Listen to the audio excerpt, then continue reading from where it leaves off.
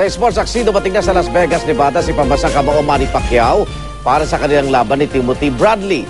Talagang porsigido raw si Pacman na talunin si Bradley, lalo't personal na manonood sa kanyang laban sa unang pagkakataon ng kanyang mga anak.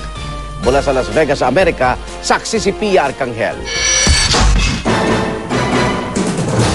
Sa kabila ng mahabang biyahe mula Los Angeles, California, game pa rin nagpa-unlock ng panayam si 8th Division World Boxing Champion Manny Pacquiao habang nasa suite ng pamilya sa Mandalay Bay sa Las Vegas.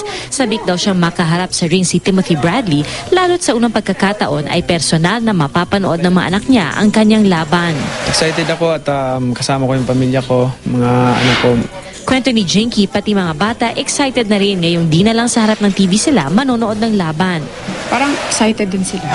Handang-handa na raw si Manny matapos ang 2 buwang training na ibang-iba raw mula sa paghahanda niya sa mga nakaraang laban. Pareho lang naman yung ginagawa namin at in-apply lang namin dito yung konti yung yung plyometrics, isometrics at saka yung sprint sa track. We have God. Masaya. Hanggang dito tuloy yung nightly. Busog na busog kami sa sa Word of God. Sa pagdating ni Manny rito sa Las Vegas, agad din siyang ipinagdasal ni Pastor Jeric Soriano. Bukas, nakatakdang tinatawag na Grand Arrival ng pambansang kamao at ni Bradley sa MGM Grand Hotel.